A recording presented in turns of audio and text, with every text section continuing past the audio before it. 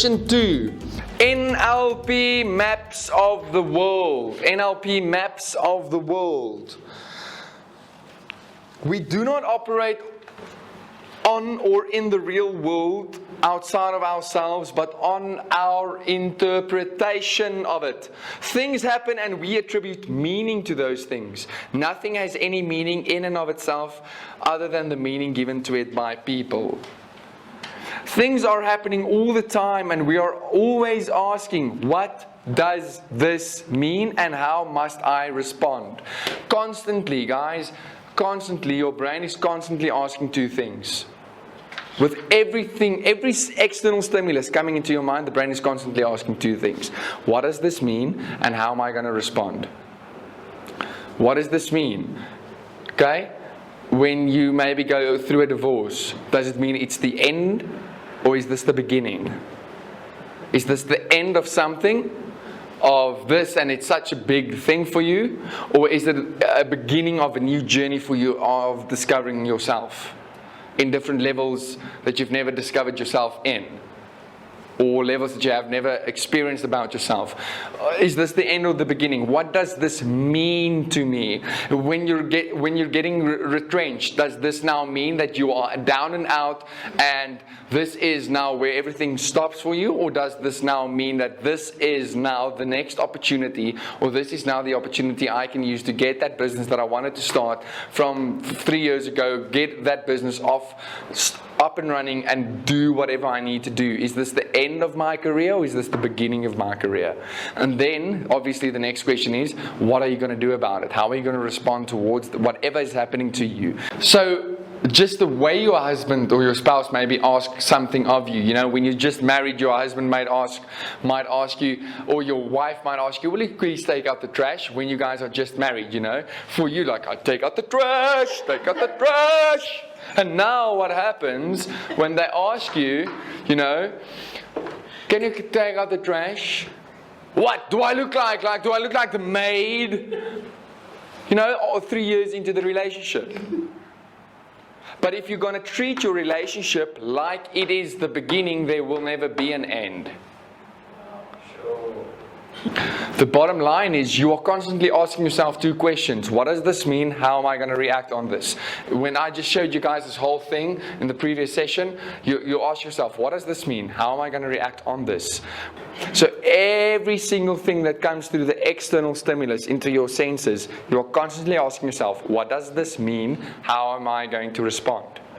In the beginning of the relationship, your wife might ask you, hey, will you take out the trash? In your mind, like, what does this mean? This means I'm now going to take this out. I am the husband I need to be, okay? And I'm going to show her. And now you respond in a certain way. Now, 3 years down the line, because it became so monotonous, and I'm like, well, flippin', what does this mean? What does it mean? Do I now look like the person that needs to clean everything now? Yeah, okay? It's what I'm trying to say is the principle of this, Ernest, is the two questions that your mind constantly asks itself. What does this mean? How am I going to react? What I wanted to say with you. Lindiwe does something with her hair. She wakes up in a bad mood. She goes to the office. Somebody asks her, hey, Lindiwe, what did you do to your hair? And you're like, your mind's like, what does this mean? Depending on the state that you're in, you're like, you can either go like, well, what's wrong with my hair? What's wrong with my hair? What's wrong? Or let's say you wake up in a really good mood. You did your hair yesterday. You wake up in a good mood. Somebody asks you, hey, Lindiwe, what did you do to your hair? And you're like, huh? You like it, huh? You get what I'm saying? So your mind, what does this mean and how am I going to respond to that? Now, if you're constantly in that state of mind of looking for negative things, complaining, putting your attention to certain negative things, because you have a limited amount of willpower and capacity. You have a limited amount of energy that you can exude. Okay? So if you're then in a negative state of mind the whole time, you're constantly going to respond to certain things because in your mind, you are attaching a negative meaning towards it. So if I attach now a negative meaning towards it, it means I'm going to respond in a negative way. Like we all do. I mean, it's just like when you're going to attack me, I'm going to attack you back. But if my mind is in a place where I'm constantly paying attention to things that I'm grateful for and I'm in a good state of mind, whatever the case might be, no one in this world can be in a constant state of, oh, high five is so awesome. No one. But I mean, if you prime your brain, and I'm going to give you certain techniques how to do that, then you're going to, what does this mean? Oh, what does this mean? Does it mean that this guy is saying to me that I didn't communicate myself properly? So you would handle situations and things far easier if you're in a completely different state of mind, because in life it is not what happens to you. In life it is not what happens to you that defines your life. It is the meaning you attach to what happened to you that defines your life. And with NLP, that thing that happened to you when you were a boy, when you were a girl, whatever, that thing that happened to you, can you go back into time and redo that thing? Impossible. But through the use of the amazing mind and understanding how it works through NLP, we can take you back mentally, we can take you back into that situation, and we can reframe the meaning you attach to it and give yourself a more empowering meaning to what happened to you. And you can change the meaning in the present moment to what happened to you in the past, and making one decision in a split second can change your past. By attaching a different meaning to it. And by attaching a different meaning to it, changing your past in a moment because you've now attached an empowering meaning to it, now you have inevitably changed your future. Yeah. That's why I do not believe in something like linear time. Time is time is an illusion. Yes. But let's not go into that right now. I'm not going to give you that strategy as your life coach. You are going to give me the strategy that you are going to use to get yourself out of the mud. And what I'm going to do, I'm just going to get more and more and more and more and more information out of you so that you can decide on what's the best for you. I'm just going to use very specific and intentional techniques to get information out of you that you never could get out of yourself alone. Although it's lying there, I'm just using different things and techniques and stuff that disrupts the mind that you haven't experienced before, and it gets the opportunity to get that out. And then we can paint a picture, and we can move forward. Now, I need to move forward. Now, the sentence that I used there was things are happening all the time, and we are always asking two things. Guys, that is, your life is basically ruled by those two questions. What does this mean, and how must I respond? We all have mental maps of the territory, okay? Now, very often we have a mental map, okay? That is our definition of how the world is. So what basically happens is you are constantly taking in information and you are making a map. So we think our map of the world is the true, valid, objective way of looking at the world, going now into the question that you asked. So if we look at how information comes into the mind, right? So a really simple sketch that I quickly want to sketch to you is we have the world. Now imagine everything of the whole entire world that ever could be known is in this circle. Okay? So this is the world. Now the world, like we say in Neuro-Linguistic Programming, the world is the territory. Okay? The world is the territory.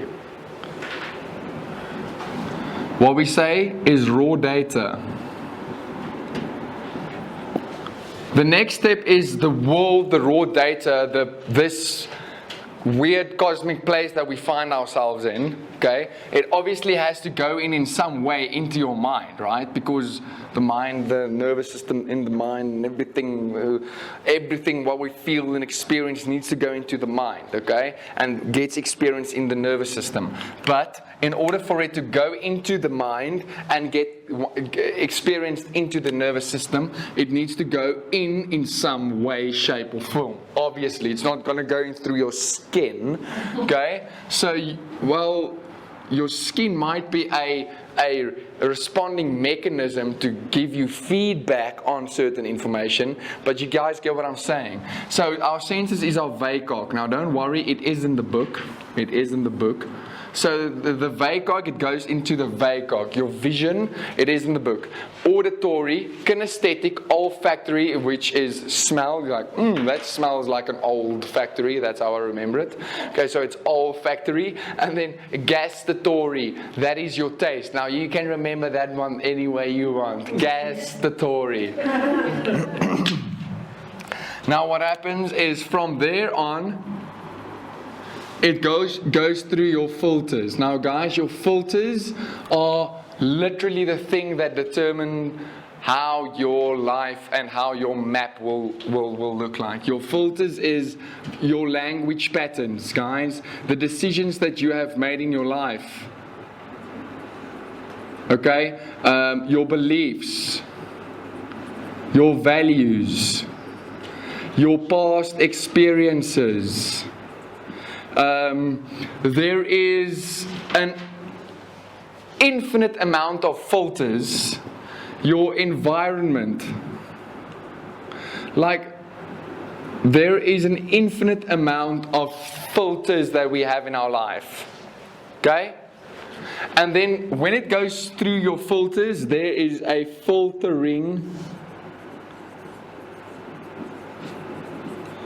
process, what we call the filtering process, which is different ways information gets filtered. When it goes through there, it gets filtered. And then after these filtering processes happen, it forms what we call in NLP your map of the world.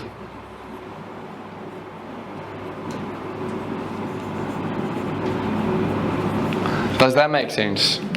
So a basic example, if I say that this is a map of South Africa, is this South Africa? No, it's only a representation of South Africa. Now, I can't say that, or Pretoria, or Joburg, or whatever the case might be. Now, I can't say that my map, okay, I have a full understanding of how Pretoria is if I haven't been in every single street in Pretoria. And I haven't been in every single street in Pretoria because it's almost physically impossible. So, well, it's not. I mean, you can really do that if you really want to. But you get what I'm saying. You get what I'm trying to say. You impossibly, your map of the world, impossibly cannot represent reality. Because what is reality? Reality is an illusion. Reality is, no one knows what reality actually is. Reality is what you perceive and make reality out to be. That's what reality is.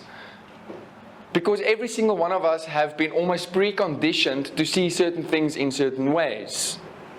So what we're going to do right now is I'm going to show you and we're going to illustrate to you that your whole life you've been building up a map.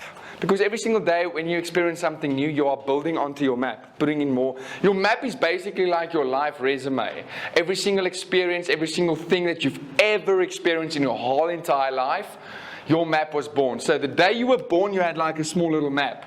Like, it was like that small. Okay, and then you experience for the very first time when you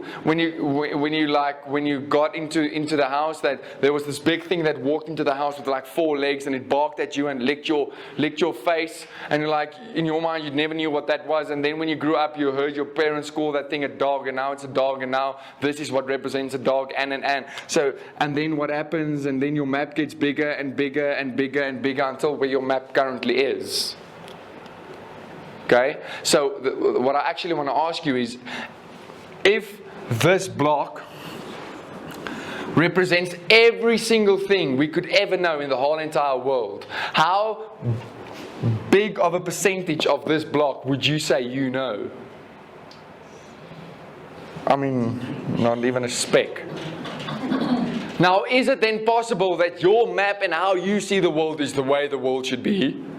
It's impossible. You can never expect that of anyone. But that's how we act. That's how we act out our lives and make decisions and whatever the case might be. We think our way of doing things is the true, valid, and the objective way of doing things. Now, James, take your right hand. Okay. I'm left. Oh, you're left-handed.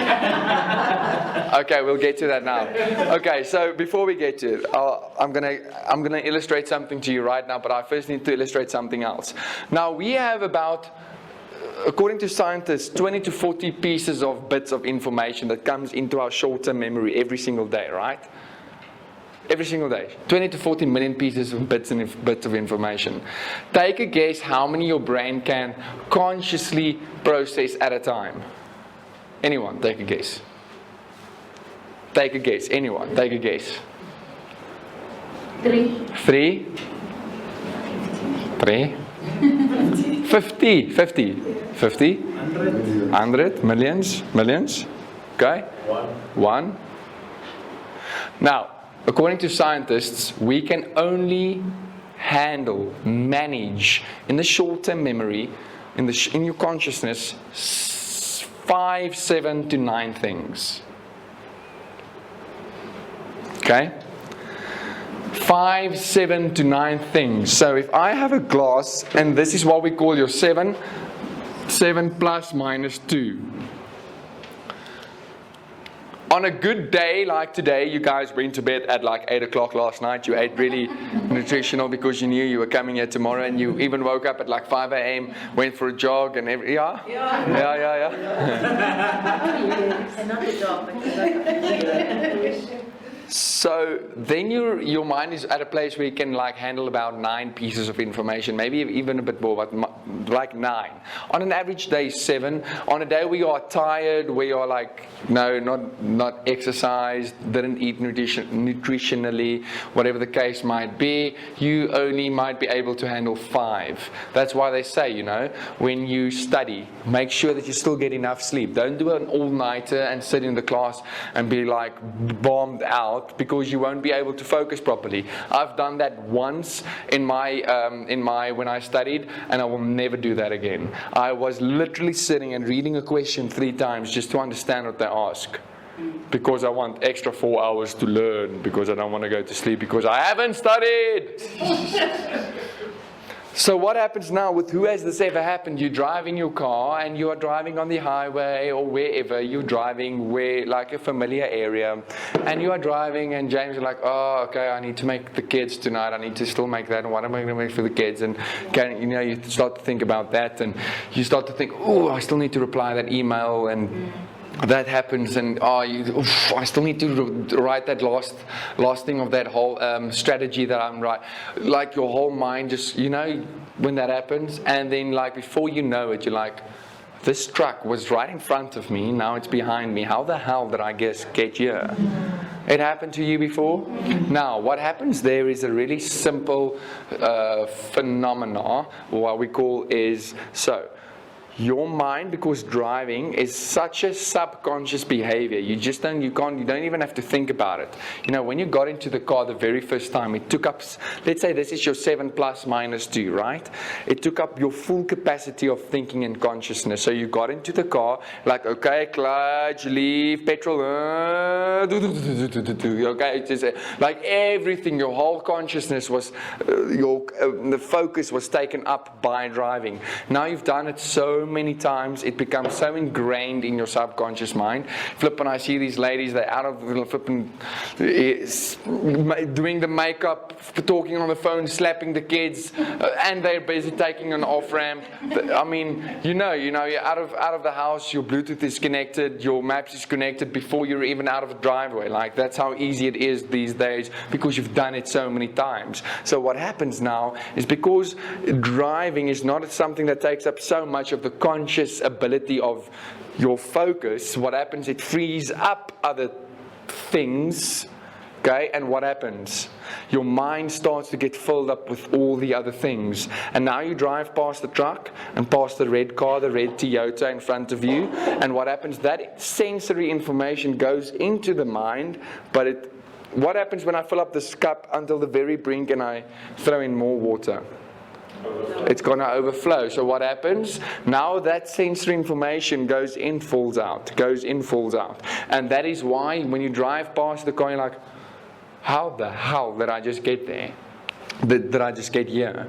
Or it's like when you read something and you read, and like you're like, what the hell did I just read? And you need to page back and reread the words you've just read, but then you read it for the first time, but you literally just read it word for word. Why? Because your mind was thinking about other things. Information came in, the sensory information of the physical ink on paper and the word construction went in, but it didn't sink in and dropped out. Okay, that is what happens. That is what we call your 7 plus minus 2. That is how that thing works. Now, yeah. You say those that multitask go through the same process? Yes, so with multitasking, there's actually no such thing as multitasking. After this message, there is no multitasking. There is no multitasking. Science have proven this. There's only something called task switching. Task switching. And one of the biggest contributors to any organization of inactivity or non-productiveness is task switching. Literally jumping between tasks. That is what multitasking is. And if you believe that you can multitask, I'm going to prove you wrong. I mean, you can do a really simple exercise. We normally do that in the courses, but we are a bit limited now. But I would say to someone, okay, cool, fantastic. So take this manual, okay, cool, read that paragraph and write a text message. You can't do it. It's impossible. Okay? So you can't multitask, but you can switch between tasks really quickly. But that is the number one contributor to unproductiveness. Okay? So they had this massive in the earlier decades, they had this massive problem with people dying because of incorrect medication that is given to them. Still today, it's a massive problem. Okay? Still today, that's a massive problem. People dying because they don't get the right medication. Okay? Literally, just we give you the wrong medication. Okay? And they've spent millions of dollars in hospitals to try to figure out how they're going to reduce the rate of deaths of incorrect prescriptions that's given to patients. Not incorrect prescription, but like just, you've got the right prescription. The medication I give you is just wrong in hospitals. And they spent millions of dollars trying to figure this out. And then this one guy came, he's like, he thinks he knows what's the problem. And all he did was, he gave the nurses that was on call that had to do their rounds a bib that said, you know, like a bib, a vest, that literally just said, on call or on tour or on duty, do not talk to me. Because what happened was the nurses that would give the patients the medication would stop and talk with another nurse, and then she'll walk, blah, blah, blah, blah, blah, blah, blah, talk with another nurse, and then she'll give the one patient the medicine, walk to another ward, talk to another nurse, blah, blah, blah. And literally just that, when they had bibs, vests, saying on call or do not talk to me, literally they just had to get vests for the nurses on doing their rounds. And the death rate dropped significantly, and they only had to spend money on bibs, vests. Why? Because if there's constantly coming in from different things, information falls out, and the thing that's most prevalent and valuable for you in that specific moment will take preference. Like if you're really now tired and I still need 2 hours left on my call, and now another nurse talks about me about the soapy that you watch, that you love, that you've been watching for the past 4 years, and you know there's something happening. Now when she starts to speak to you about that, what happens? In your mind, that is something that's valuable to you in that specific stage, and now you talk with that person about that specific thing. Oh, yeah, I still need to give medicine to this and this patient. What happens? They don't give the right, just because of the fact that we switch between tasks quicker. Just a quick little evolutionary fact, guys. That's why women always say they are good at multitasking, right? It is not that women are good at multitasking or women have the ability to multitask. It's just we are biologically wired. If we go back into the Paleolithic era, when we ran around with animal skins, okay, the women are better in switching tasks than men. It is biological ingrained into us. Why? Because the men had to focus on one thing and one thing alone: food. We need to get food. We need to hunt. So that's why we'll track an antelope for 2 days, and we will track that thing with persistence and determination, and we'll bring that thing back, because that's one thing we need to do. That thing, we'll put all our focus and energy on one thing.